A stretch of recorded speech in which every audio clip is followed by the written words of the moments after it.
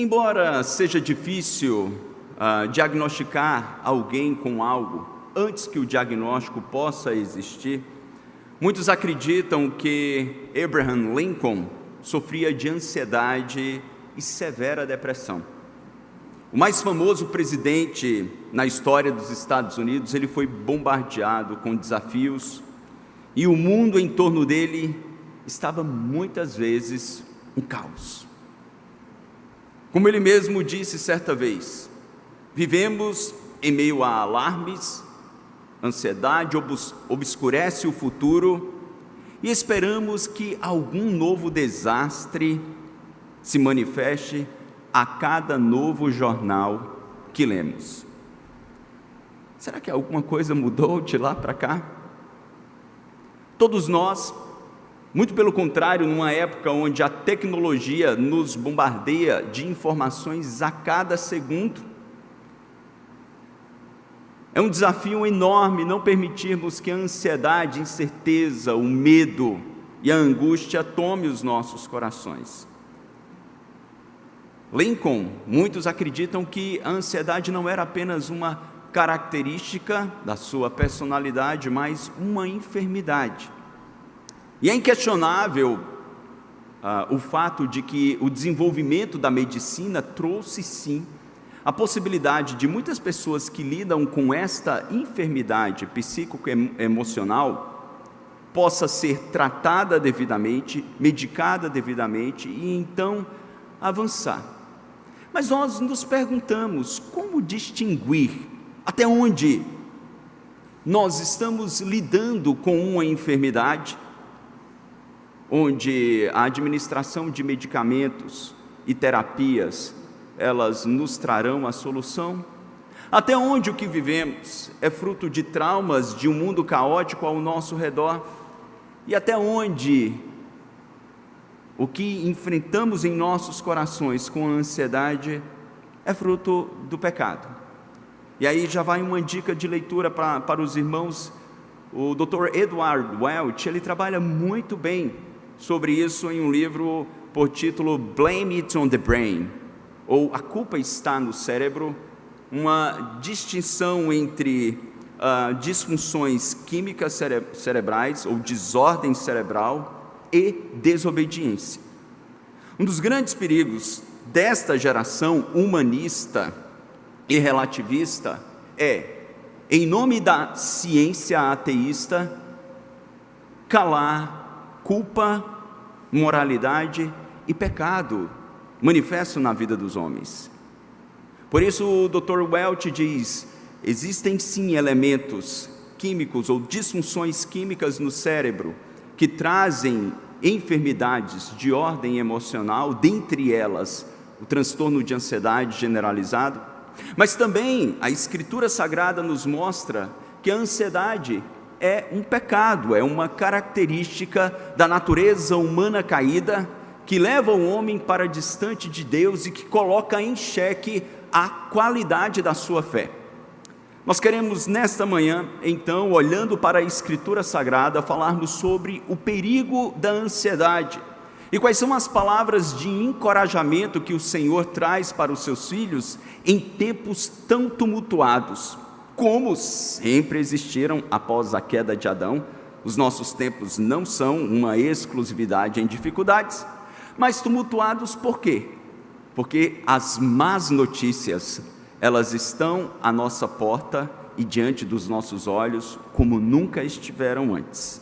Eu tenho certeza que Deus quer, através da sua palavra, nos encorajar a discernirmos o mundo ao nosso redor, o nosso próprio coração e então vencermos a ansiedade pela força do seu poder. Para isso eu os convido a abrirem as vossas Bíblias no Evangelho de Mateus, capítulo de número 6. Evangelho de Mateus, capítulo de número 6, versículo 25, ou dos versos 25 ao 34.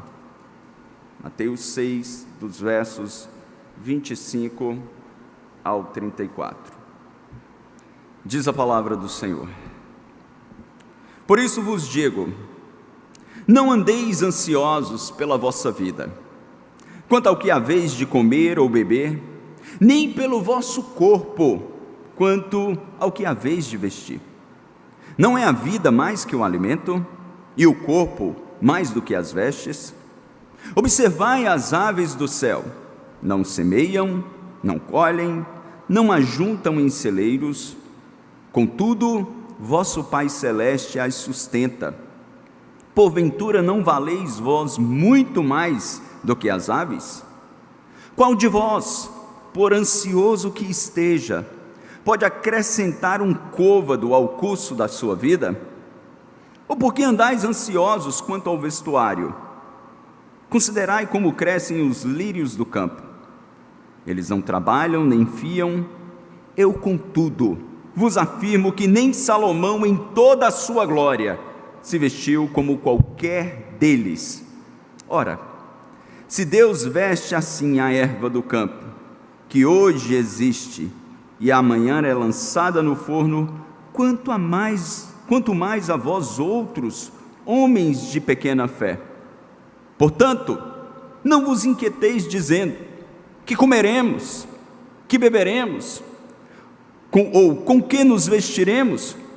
Porque os gentios é que se preocupam, é que procuram todas estas coisas, pois vosso Pai Celeste sabe que necessitais de todas elas. Juntos o 33. Buscai, pois, em primeiro lugar o seu reino e a sua justiça, e todas essas coisas vos serão acrescentadas. Portanto, não vos inquieteis com o dia de amanhã, pois o amanhã trará os seus cuidados. Basta ao dia o seu próprio mal. Vamos orar uma vez mais? Peça para Deus falar ao seu coração com a clareza que o seu Espírito comunica. Ó Deus, nós te bendizemos por tudo aquilo que já oferecemos ao Senhor neste culto, ao nosso bendito Cristo. Nós te louvamos, Senhor, porque em tempos de tribulação, de incertezas, nós podemos ter uma certeza de que a Tua palavra é a verdade, e que nela nós encontraremos e encontramos alento, direção e discernimento para as nossas vidas. Espírito Santo, fala-nos com poder, fala-nos, abre o nosso entendimento e ministra-nos, Senhor, apesar das nossas limitações e fraquezas. Nós oramos com profunda gratidão, em nome e para a glória de Jesus. Amém. Uma vez mais, queridos, estamos nós no belo e bendito Sermão do Monte, onde Jesus, ele apresenta a ética do reino de Deus. Como nós já falamos, numa época de relativismo moral, onde cada pessoa é incentivada a construir a sua própria ética, e a espiritualidade fica estritamente para a manifestação de culto e transcendental das pessoas, o campo da ética, ela se restringe para as escolhas nas interações sociais. O cristianismo nos mostra, o nosso grande rei nos mostra que isso não é uma realidade ou uma opção para aqueles que querem fazer parte do seu reino. Os súditos do seu reino devem abraçar integralmente a ética deste rei. E aqui Jesus está instruindo a estes súditos em todos os elementos e aspectos da fé. E quando nós chegamos nessa parte do Sermão do Monte, nós encontramos como a preocupação com as posses sempre assolou a humanidade de forma geral. Se vocês olharem em Mateus, no capítulo 6, os versos 19 ao 24, Jesus ele foca na atitude do ser humano diante da luxúria, diante da abundância das posses e dos bens. Contudo, quando nós olhamos para esta seção, ele vai para o outro extremo. Ele foca na atitude dos homens diante daquilo que é essencial, que é básico, que nós necessitamos para a subsistência, como alimento, bebida, vestimenta. São as necessidades mais elementares do ser humano. Então vejam, nessa sessão, a primeira parte, ela tem um foco nas pessoas afortunadas que tendem a confiar nos seus recursos e na estabilidade que elas supostamente construíram. E na segunda parte da sessão, então, Jesus ele foca nas pessoas mais simples e humildes, que tendem a duvidar da provisão de Deus diária para as suas necessidades mais elementares. Quer o homem seja rico ou pobre, irmãos, a sua atitude diante das posses materiais é um agente revelador da sua condição espiritual. Eu vou repetir: a atitude que todo ser humano tem diante das posses materiais é um elemento revelador da sua qualidade, ou da qualidade da sua fé. Como uma criatura criada, terrena, naturalmente nós somos preocupados com a nossa subsistência. Contudo, Jesus está mostrando que esta preocupação, ou zelo, ou cuidado conosco, ou com os nossos, não podem atingir um ponto de colocar em xeque a nossa confiança naquele que é o sustentador e provedor de todas as coisas. A nossa relação com este mundo é também um agente revelador da condição espiritual. E apenas para ilustrar para os irmãos o quanto a Bíblia se preocupa com isso, eu já falei isso aqui em outro momento, mas 16, prestem atenção, 16 das 38 parábolas que Jesus contou, 16 delas falam sobre dinheiro. Em cada 10 versos do Novo Testamento também tratam sobre este assunto. A Escritura ela tem aproximadamente 500 versículos sobre oração, um pouco menos de 500 versículos sobre fé, e pasmem, a Bíblia tem mais de 2.000 versos que falam sobre dinheiro. E não é porque a Escritura é materialista, muito pelo contrário, é porque Deus em sua soberania sabia muito bem que o homem caído em pecado, ele tende a inclinar o seu coração para o materialismo, colocando o fundamento da existência humana nas posses e passar a duvidar da manifestação do poder providente de Deus e tirar os seus olhos daquilo que é eterno. Então o coração dessa mensagem é não apenas manifestarmos preocupação com as nossas necessidades, é uma ordem, é para nós não andarmos ansiosos. Em 3 momentos Jesus ele repete esta admoestação, nos versos 25, no verso 31 e no verso 34. Então eu gostaria de um modo breve olhar para os irmãos, com os irmãos, para 3 atitudes ou 3 razões pelas quais, como filhos de Deus, como súditos do reino, nós não podemos permitir que a ansiedade domine os nossos corações. Em primeiro lugar, Jesus nos mostra no verso 25 que a ansiedade é um ato de infidelidade a Deus. Viver ansioso é viver de modo infiel diante do Pai. Olhe novamente para o verso 25, quando o Senhor nos diz: portanto, a Revista Atualizada diz por isso, a NVI diz portanto eu lhes digo, não andeis ansiosos pela vossa vida, quanto ao que haveis de comer ou beber, nem com o seu próprio corpo, nem pelo vosso corpo, quanto ao que haveis de vestir.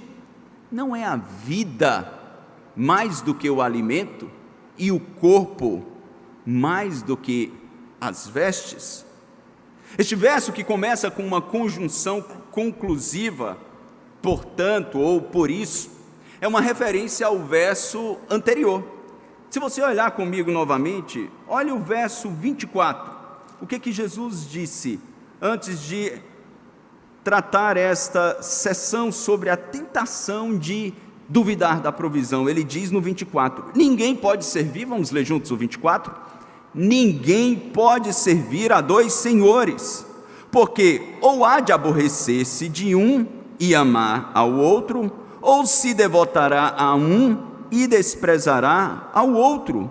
Não podeis servir a Deus e às riquezas.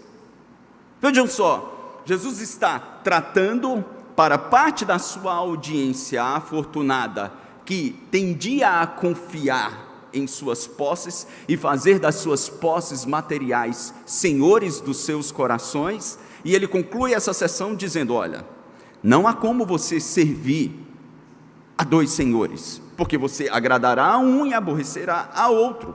Ou o Senhor Deus, Yahvé, será o dono do seu coração, ou Mamon, e é a palavra no original utilizada, que era Deus das riquezas, ele terá o senhorio do seu coração, perdão.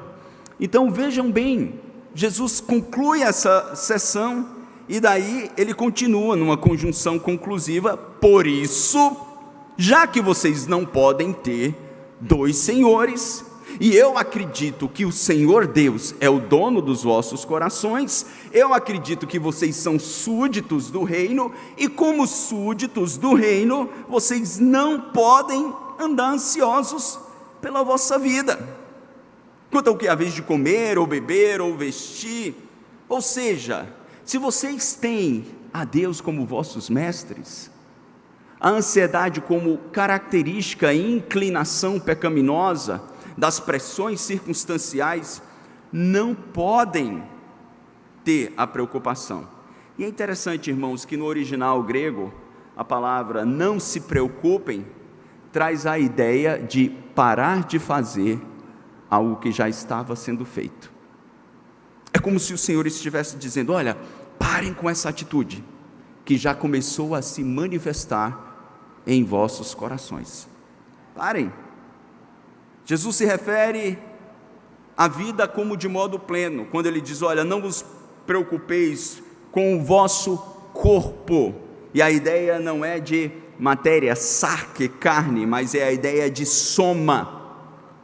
Jesus está dizendo: não andem ansiosos com a integralidade do vosso ser, das vossas vidas, em relação às vossas necessidades físicas, necessidades emocionais, necessidades espirituais. Não permite que a inquietude vos domine em nenhum destes aspectos. A grande questão é que este é um dos pecados mais frequentes na vida dos cristãos, e que nós tratamos até de um modo banal. Não, eu sou uma pessoa ansiosa, e nós ouvimos isso com a maior naturalidade da boca uns dos outros. Agora, nós não ouvimos da boca de ninguém que se diga cristão: não, eu sou uma pessoa adúltera, não é? Eu sou alguém que rouba. Vejam como nós somos preconceituosos, potencializando muito mais alguns pecados em detrimento a outros, uma vez que a Escritura diz que todo pecado é uma afronta direta ao caráter santo de Deus.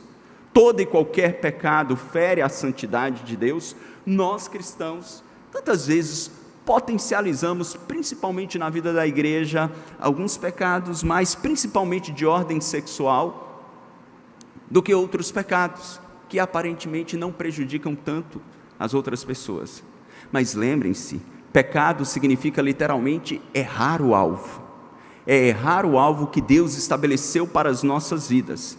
E quando nós afirmamos que Cristo é o Senhor e nós somos súditos do seu reino, e nós permitimos que as preocupações da nossa vida integral tomem o nosso coração, nós estamos sim vivendo em pecado. Não é pecando acidentalmente ou pontualmente, mas vivendo continuamente na prática do pecado, o que é algo inconsistente com a vida daqueles que conhecem a Cristo. A palavra ansiedade no alemão, ela vem da mesma raiz etimológica da palavra estrangulamento.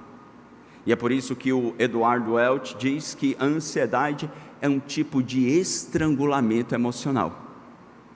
É impossível você estar ansioso, preocupado e contente ao mesmo tempo.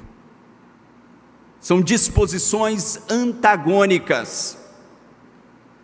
O apóstolo Paulo, quando escreve a maravilhosa carta aos Filipenses, a carta do contentamento, em circunstâncias muito mais difíceis do que a que nós vivemos agora.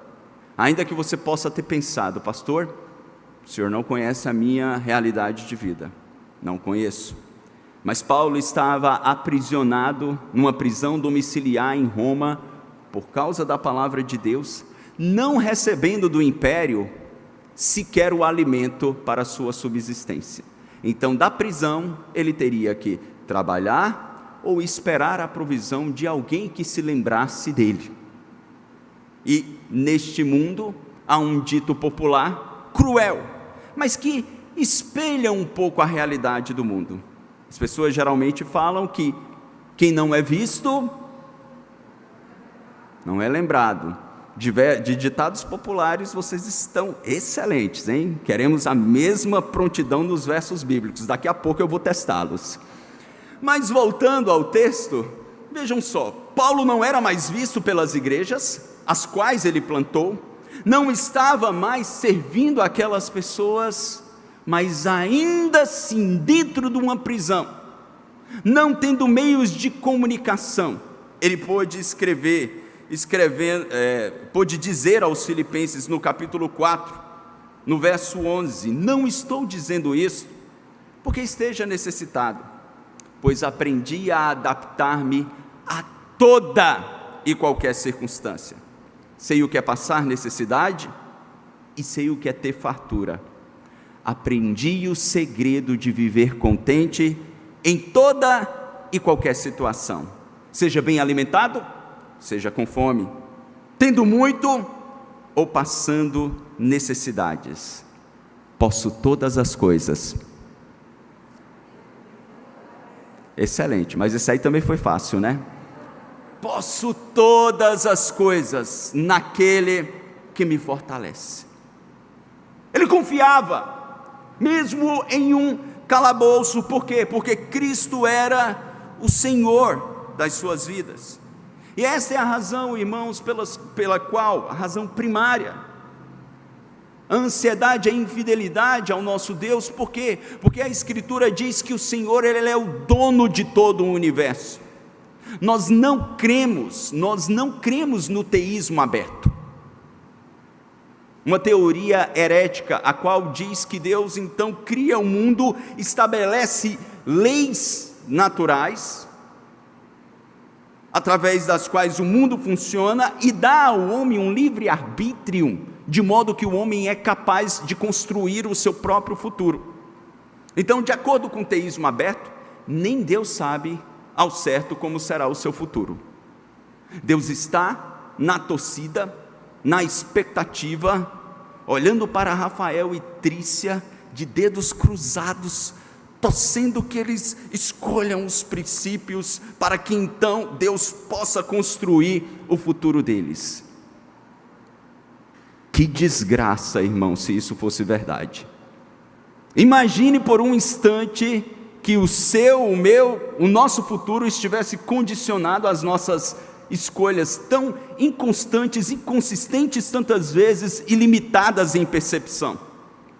A palavra de Deus diz que o nosso Deus é eterno, eternos são os seus planos e o seu domínio subsiste de eternidade a eternidade sobre todas as coisas. Davi proclamou no Salmo 24, no verso 1, dizendo: do Senhor é a terra e tudo o que nela existe, o mundo e os que nele vivem.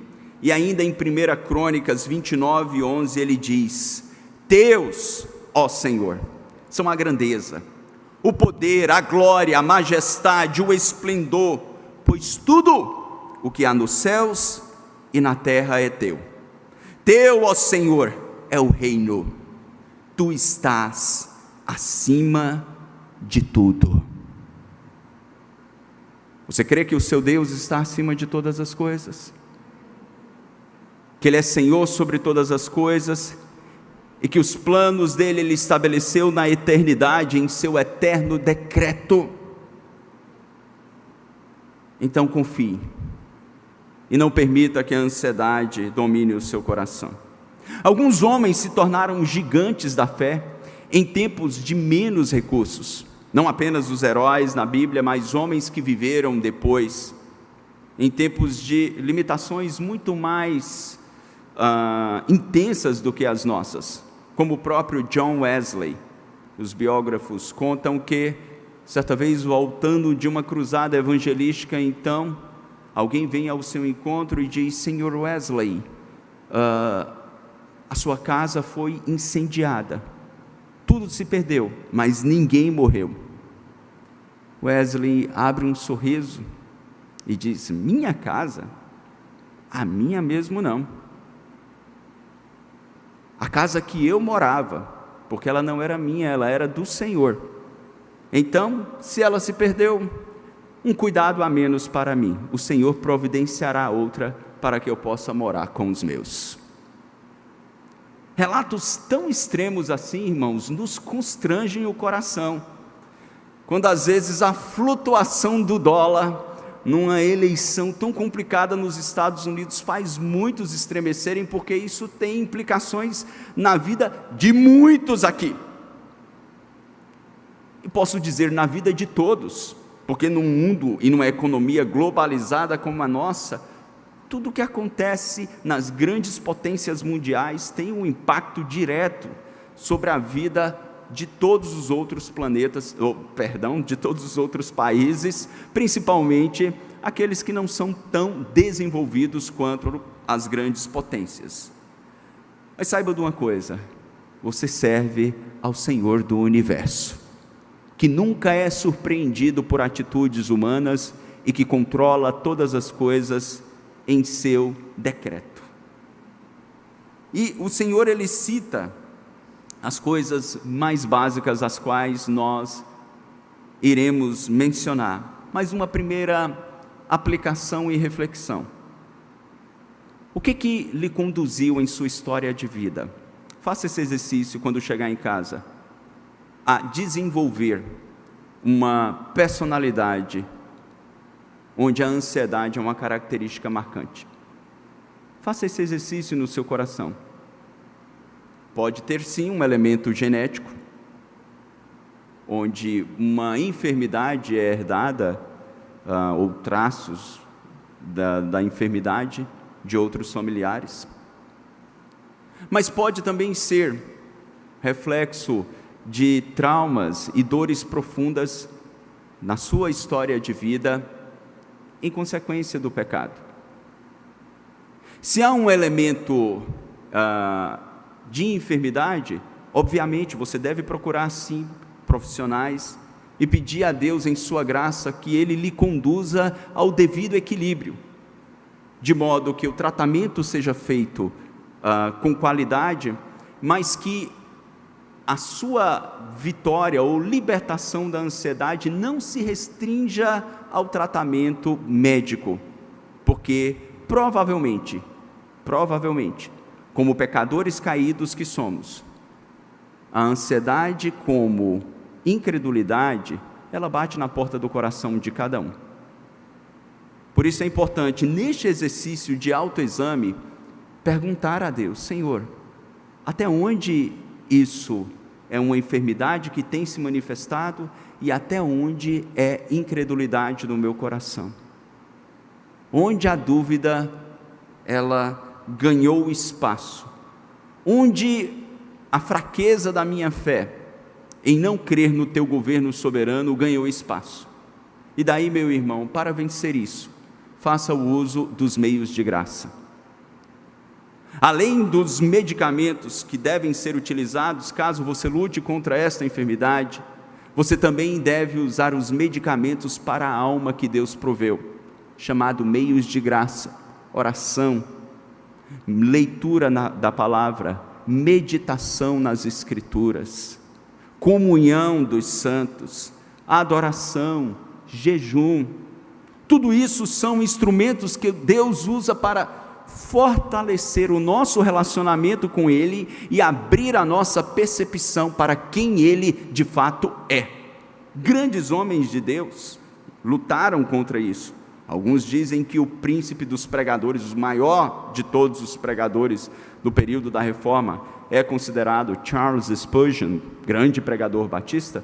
Ele lutava severamente contra a depressão, mas foi um homem que, em uma época em que a medicação praticamente não existia, ele fez o uso dos meios de graça, e em sua comunhão com Deus, ele pôde vencer este pecado e também as inclinações no coração.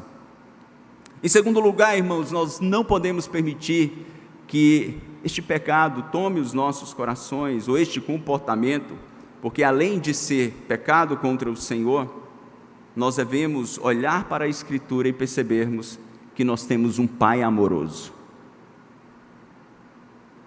Jesus disse, olhe novamente para o capítulo 6, e agora para os versos 26 e 27, ele diz: observai as aves do céu, não semeiam, nem colhem, nem ajuntam em celeiros, contudo o vosso Pai Celeste as sustenta.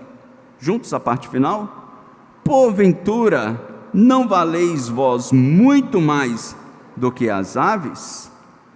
Vejam só, eles estavam ali na Galileia, num sermão aberto, onde provavelmente enquanto Jesus ministrava, várias aves estavam ali sobrevoando aquela multidão, e Jesus diz: olhem agora, olhem as aves que estão passando por aqui, elas não semeiam, elas não colhem.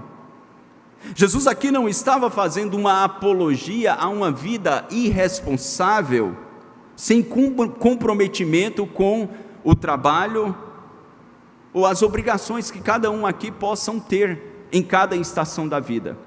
O que ele estava ensinando era que a confiança deveria ser uma atitude constante. Todos nós sabemos que as aves, elas gastam boa parte da sua energia procurando alimento. Boa parte da sua energia é, então, aquelas que são aves de rapina, caçando ou procurando algo que possa suprir não apenas a elas, mas os filhotes. Jesus chama a atenção para a atitude dessas aves, que são seres irracionais, ainda que possuam inteligência, eles não têm senso de autoexistência, como nós temos. Eles não vivem uma vida onde o propósito ou propósitos são estabelecidos e perseguidos, como nós o fazemos. Jesus diz: olhe para estes animais irracionais. Eles não semeiam, eles não colhem, eles não ajuntam, com exceção de algumas aves, onde o clima é extremo, e Deus deu a elas a inteligência extraordinária, no senso de sobrevivência, de juntarem para o inverno, mas juntam estritamente o que é necessário para a subsistência. Mas ele faz uma observação: o vosso Pai Celeste, que cuida das aves, não cuidará de vós? O grande teólogo Arthur W. Pink, ele diz: aqui percebemos como as criaturas irracionais, sujeitas à vaidade pelo pecado dos homens, se aproximam do seu primeiro estágio de perfeição, ao melhor observarem a ordem da natureza do que o homem, uma vez que desejam apenas aquilo que Deus já providenciou para elas, e quando recebem, se mostram contentes. Isso solenemente demonstra que o homem é mais vil e mais ordinário do que as bestas do campo. Vejam só, irmãos,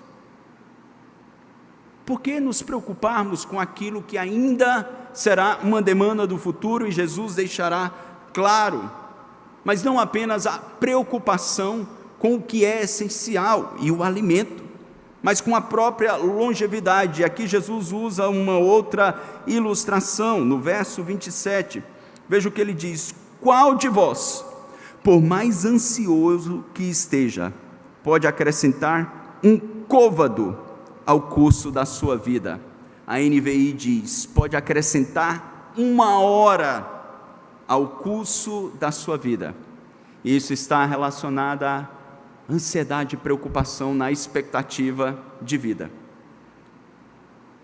Lembrem-se, nos tempos bíblicos, a longevidade de alguns era mais extensa, contudo eles lidavam com morte e perda de um modo muito mais frequente. Praticamente todos os lares tinham a experiência de perder 1 ou 2 ou 3 filhos na infância. Os irmãos aqui mais experientes sabem disso. Durante a vossa infância não era incomum ver uma família onde uma criança morreu com meses, ou com 1 ano, ou 2 anos. Vejam, nós temos mais recursos para a longevidade, contudo a nossa geração é obcecada com a ideia de prolongar a vida. E aí nós nos exercitamos, comemos cuidadosamente, suplementamos nossa dieta com minerais, vitaminas, proteínas, fazemos exames regularmente e fazemos tantas coisas incontáveis numa expectativa de adicionar anos às nossas vidas. Não que tudo isso não tenha valor, aqueles que me conhecem sabem que eu cuido de cada um desses aspectos aqui. Mas deixa eu lhe dizer, meu irmão, Jesus está aqui falando à sua audiência: olha, todos os vossos dias estão contados na eternidade. Todos, absolutamente todos.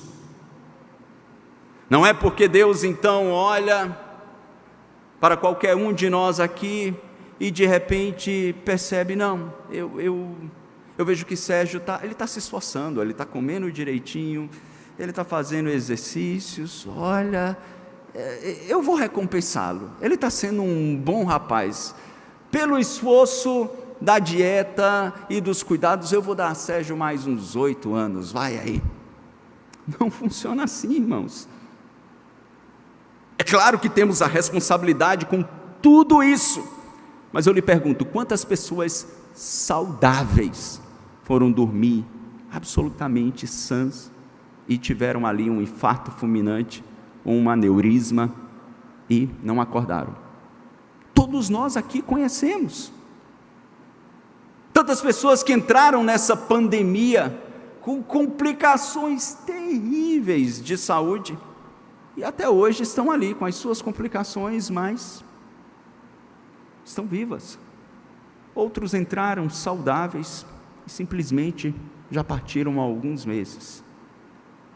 Eu reafirmo, isso não é um incentivo a uma vida irresponsável, porque nós temos a responsabilidade de nos cuidarmos com exercícios, alimentação, boa dieta, sono regular, não com a expectativa de alongarmos a nossa vida. Nós devemos fazer tudo isso porque o nosso corpo é templo do Espírito Santo, e como templo do Espírito Santo nós devemos cuidar e zelar da boa vida que o Senhor Deus nos deu.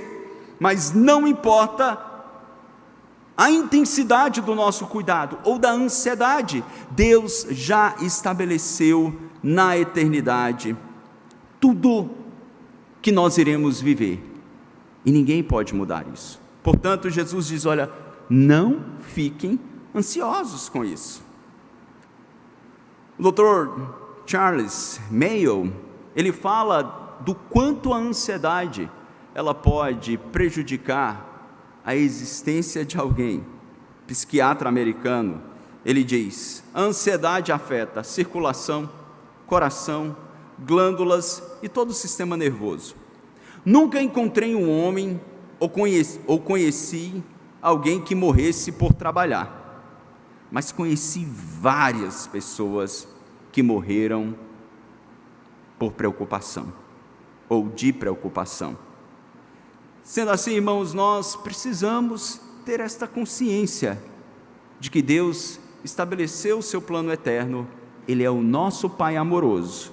Nós não devemos nos preocupar com a longevidade e nem com as necessidades mais básicas, porque o Senhor, ao falar da comida, usando as aves, agora Ele usa os lírios como uma ilustração para as vestimentas. Veja o verso 28, quando Ele diz: e por que andais ansiosos quanto ao vestuário?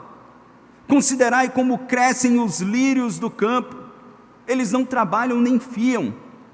Eu, contudo, vos afirmo que nem Salomão, em toda a sua glória, se vestiu como qualquer deles. Ora, se Deus veste assim a erva do campo, que hoje existe e amanhã é lançada no forno, quanto mais a vós outros, homens de pequena fé. Eu vos lembro, eles estavam ali na Galileia, num ambiente aberto, onde, além de muitas aves, existiam pequenas flores. E lírios do campo aqui, possivelmente, é um termo genérico que Cristo utilizou para ilustrar todas as flores que estavam ali, belas, em toda a sua complexidade de pigmentação, quando olhamos ao olho nu. Mas hoje, com a tecnologia, se alguém aqui já teve a oportunidade de olhar algumas flores no microscópio, irmãos, é algo estarrecedor. A beleza e a complexidade de cada cor. E Deus está dizendo: olha, se Cristo nos diz, se o Pai veste assim as flores que hoje elas estão, e amanhã elas são lançadas no forno, e o forno é a palavra no grego klibanos, que eram fornos que existiam em todas as casas, onde as mulheres cozinhavam, mas para aumentar a temperatura do forno, elas então colhiam aqueles capins, matos e flores que já estavam secas e lançavam ali para aumentar a combustão e o calor dos fornos. O Senhor está dizendo: olha, se Deus dá toda essa beleza a essas flores que vocês colhem no campo para cozinhar, quanto mais a vocês, homens de pequena fé. A maioria dessas pessoas que ouviam o Senhor, elas tinham no máximo 2 mudas de roupa. E eu falei isso aqui recentemente. Minha irmã, você que nos escuta aqui, ou que está em casa, quantas calças você tem? A que souber prontamente aqui, eu vou premiar, sem pestanejar. Eu duvido, por mais simples que seja. Hoje a acessibilidade é infinitamente maior. Quantas blusas você tem? Quantos sapatos? A maioria dessas pessoas tinham 2, se uma se rasgasse, eles estavam em apuros. É por isso que quando a lei diz: olha, se alguém lhe deve algo, lá no Pentateuco, e você pega então a capa dessa pessoa como garantia de que ela lhe pagará, antes dessa pessoa, quando a noite chegar, vá devolver a capa, porque aquela capa era o único cobertor que a pessoa tinha para se proteger do frio. Eram tempos muito, muito, muito mais difíceis do que o nosso. E o Senhor diz: olha, vocês têm uma relação de amor comigo, vocês têm uma relação real, verdadeira, então não permitam que a ansiedade os domine. Por quê? Porque se vós que sois maus sabeis dar boas coisas aos vossos filhos, quanto mais o vosso Pai Celeste. Vejam esses pequenos, algumas crianças, poucas crianças que estão nos braços do Pai. Será que eles estão preocupados se eles vão ter almoço amanhã? Será que eles estão preocupados em pagar a creche, ou a escola, ou o plano de saúde? Será que eles pensam nisso? De modo nenhum. Eles simplesmente descansam, literalmente, em vossos braços, sabendo que vocês farão o melhor, que nós pais faremos o melhor para suprir as necessidades deles. E se nós que somos maus, fazemos isso para os nossos filhos, quanto mais o nosso Pai Celeste, Ele há de suprir, como Paulo disse aos Filipenses, cada uma das nossas necessidades em glória. Portanto, saiba, aquele que não poupou o seu próprio Filho, antes, por amor de todos nós, o entregou, como não nos dará, juntamente com Ele, todas as coisas? O que lhe preocupa para amanhã? Segunda-feira, dia o quê? Perdi as contas. 9? Dia 9. Você crê no amor de Deus como um Pai? A relação que desfrutamos com Ele é real? Então abra mão desta ansiedade. Agora, um exercício que devemos nos fazer, ou que devemos fazer em nossos corações. A minha ansiedade, ela tem a ver com uma necessidade real ou com uma vaidade do meu coração? Porque se eu ando ansioso com aquilo que é supérfluo, eu caio no que Tiago disse: pedis e não recebeis, porque pedis mal, para esbanjares nos vossos prazeres e delitos. Se o materialismo toma o meu coração, e a vaidade me domina de tal maneira, que eu ambiciono as coisas deste mundo como um projeto de vida, e as persigo sobre todas as coisas, e coloco Deus numa obrigação de me dar isso, como aquele filho mimado, que o pai e a mãe dá tudo o que ele pede. Eu quero lhe dizer, meu irmão, Deus não nos trata como pais pecadores que mimam os seus filhos. Deus não mima os seus filhos. Deus nos dá aquilo que é essencial, e Ele nos dá aquilo que nos fará crescer à imagem do seu Filho, Cristo Jesus. Então, faça esse exercício. Coloque numa listinha de papel em casa coisas que me preocupam. Sinceramente, não precisa mostrar a ninguém. E você vai olhar para essa lista e vai se perguntar: o que isso tem a ver com pão? O que isso tem a ver com vestimenta? O que isso tem a ver com necessidades reais? Ou o que isso tem a ver com vaidades do meu coração? Não que Deus não nos dê nunca algo que vai além do essencial. Ele pode dar, Ele é soberano, mas a prioridade de vida não é essa, e nós não devemos colocar isso como objetivo maior. Mas se você percebe que em sua lista está ali o que é essencial, saiba, você está no melhor lugar onde poderia estar, no lugar de confiança e dependência daquele que é Senhor do universo. Mas não apenas isso, Ele também lhe chama de filho. Através da sua fé manifesta em Cristo Jesus, nós recebemos o privilégio de sermos feitos filhos de Deus. Terceiro e último lugar, de modo muito breve, irmãos, nós não podemos permitir que a ansiedade domine o nosso comportamento, porque ela é incompatível com a nossa fé. Nós falamos no início que é impossível ter dois senhores, e é impossível ser cristão, conhecer a Cristo e viver uma vida entregue à ansiedade. Olha o que o Senhor diz no verso 31, veja bem, Ele declara: portanto, não vos inquieteis dizendo, que comeremos, que beberemos, ou com que nos vestiremos? Juntos o 32, porque os gentios é que procuram todas essas coisas, pois vosso Pai Celeste sabe que necessitais de todas elas. O Senhor diz aqui, olha, os gentios, no original, etnoi, que é a palavra para povos, as multidões. Cristo está dizendo, olha, esses povos aí fora, que não me conhecem, é que se preocupam com essas coisas.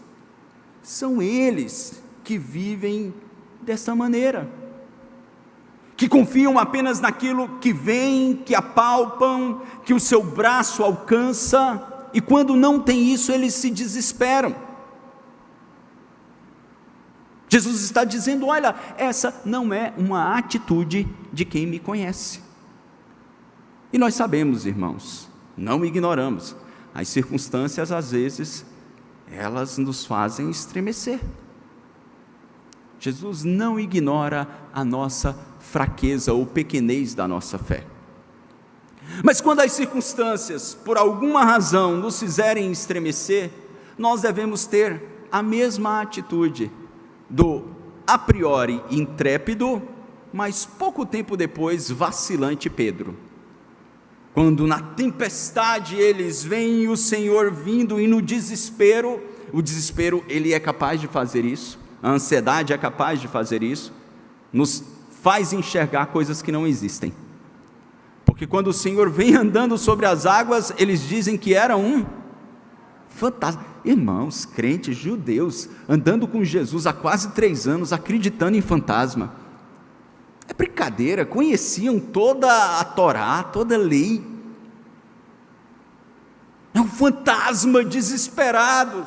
O que você anda vendo na sua vida? Cuidado, a sua ansiedade pode criar um mundo ilusório ao seu redor, com conspirações e perseguições, ou dores e problemas que não existem. Calma, calma. E de repente eles viram, era o Senhor, e Pedro diz: Senhor, se és tu, me faz ir ter contigo. E o Senhor diz: vem, Pedro. E ele começa, mas de repente o vento e o fulgor das ondas fazem o vacilante Pedro sucumbir. Ele começa a afundar, mas no momento de incredulidade ele clama: Senhor, salva-me. E o Cristo, cheio de misericórdia e compaixão, estende a sua mão e o tira das águas. Se você, nós estamos nessa condição, onde nós olhamos ao nosso redor, quer seja no presente, mas principalmente para o futuro, e dizemos: estou perdido, tudo isso acabou com a minha vida profissional, acabou com o meu planejamento, olha, não há esperança. Se essa incredulidade que é comum na vida de quem não conhece a Cristo, está tentando dominar o seu coração, meu irmão, dobre os seus joelhos e clame: bendito Salvador, tu que um dia alcançastes o meu coração, me tirando das trevas, me transportando para o reino do Filho do teu amor, tu que um dia me deste um novo coração, fazendo-me amar-te mais do que todas as coisas. Eu te peço, Senhor, no tempo da minha peregrinação, livra-me desta dúvida, desta incredulidade e desta ansiedade. Ajuda-me a confiar, ajuda-me contra esta incredulidade. E saibam, o pecado que Jesus mais condenou em todo o seu ministério foi a incredulidade. Nenhum outro pecado ele combateu mais do que a dúvida, a desconfiança no seu poder.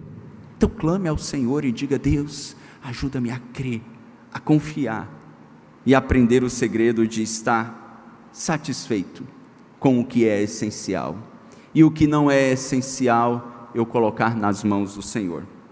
Paulo escreve aos Filipenses nesse mesmo capítulo 4 que mencionamos no início do sermão, e ele diz: não andem ansiosos por coisa alguma, mas em tudo pela oração e súplica, com ações de graças, apresentem os seus pedidos a Deus. E eu finalizo, irmãos, com um grande segredo, quando Jesus, no verso 23 do capítulo 6 de Mateus, diz: buscai, pois, em primeiro lugar, o seu reino e a sua justiça, e todas essas coisas vos serão acrescentadas. Reino aqui, basileia, significa domínio. Ele está dizendo: se você é súdito do meu reino, a sua maior preocupação não é a sua carreira, não é o seu plano de aposentadoria, não são as suas empresas. Se você é súdito do meu reino, a sua maior preocupação é a expansão deste reino, é que este conhecimento possa chegar ao coração dos outros, ou de tantos outros, que estão ao seu redor, que fazem parte da sua família estendida, que fazem parte da sua vizinhança, da sua cidade, estado, país, ou que fazem parte de outras nações. Busquem em primeiro lugar, que essa seja a sua maior ambição, e eu, vosso Pai amoroso, providente e soberano, suprirei todas as demais coisas. Quando Jesus envia os 70 para serem arautos, para irem à frente, preparando o caminho, ele diz: olha, não levem 2 bolsas, não levem roupa sobrando, vão fazer o meu trabalho, e de casa em casa, eu suprirei o que é necessário para a vossa subsistência. E quando eles voltam tomados de alegria e exultação, o Senhor os pergunta: porventura vos faltou alguma coisa? E eles responderam: nada, Senhor, nada nos faltou.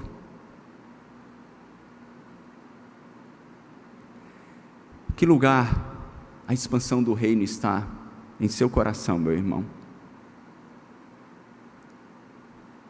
Qual foi a última vez que você, ao estabelecer a sua agenda, colocou: eu preciso ligar para tal pessoa que não conhece a Cristo, ou eu preciso falar da vida eterna para aquele colega de academia, de lazer, de trabalho, e colocou isso como uma meta real na sua vida? O reino de Deus tantas vezes não está presente na nossa agenda, e nessa inversão de valores, como filhos, Deus nos corrige, e faz com que tantas vezes aflições que não deveriam estar se manifestem, para que nós possamos fazer aquele freio de arrumação e nos perguntarmos: Senhor, o que há de errado? E então Ele restabelecer prioridades. Esse exercício prático para amanhã: pense em todas as pessoas com as quais você convive, que não conhecem a Cristo,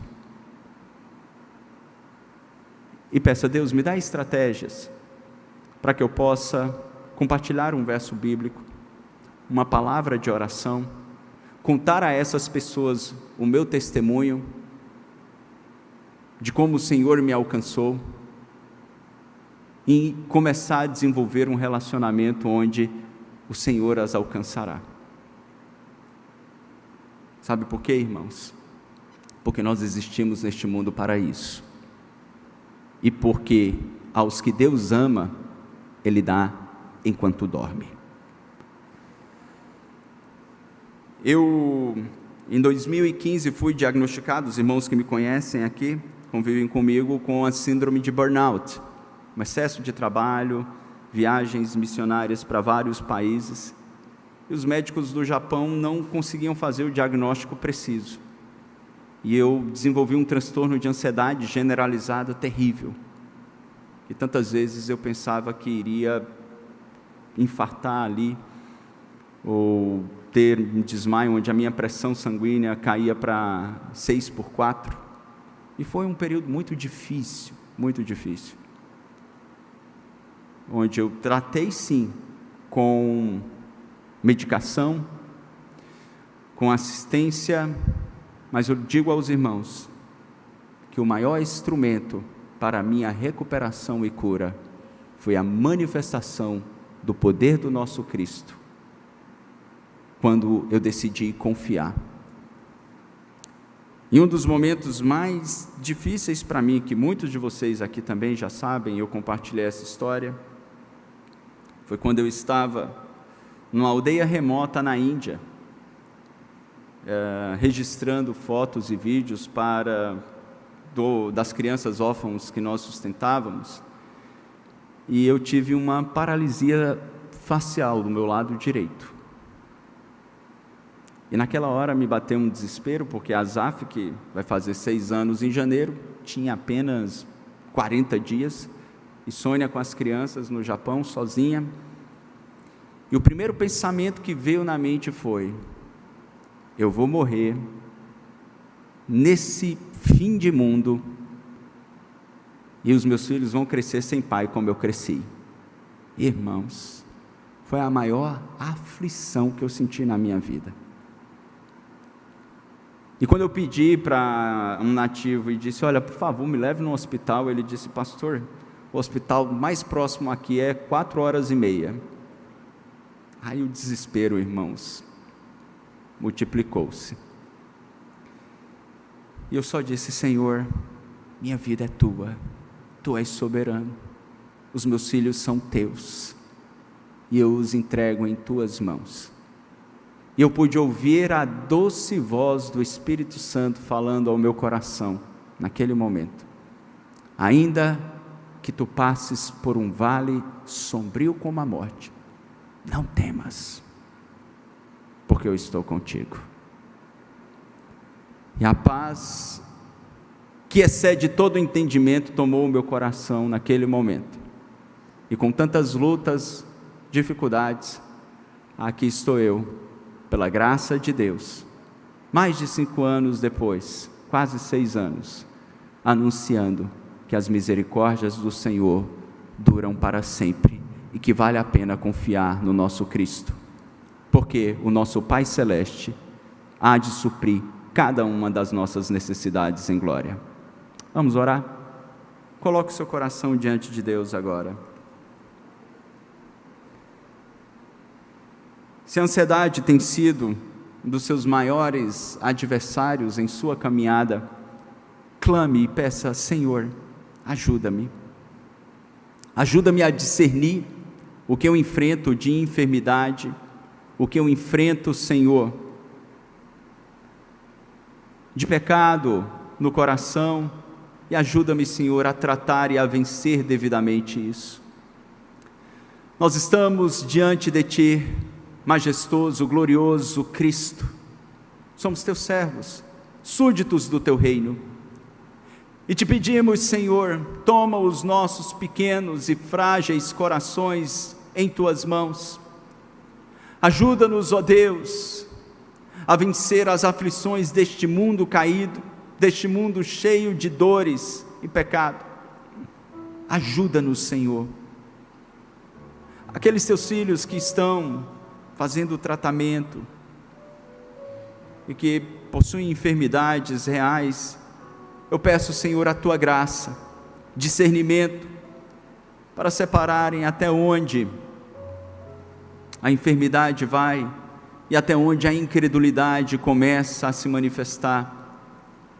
Ajuda-nos, Senhor, nesta atividade e neste exercício tão difícil, para que possamos confiar, vivermos uma vida prudente e responsável, cuidando da saúde, da alimentação, cuidando de tudo, mas não com a motivação ou a utopia de que nós estamos alongando as nossas vidas, porque a nossa vida está em Tuas mãos, Tu és soberano, e que nós possamos confiar no Teu terno amor e graça. Nós Te louvamos, ó Deus, em nome de Jesus. Amém.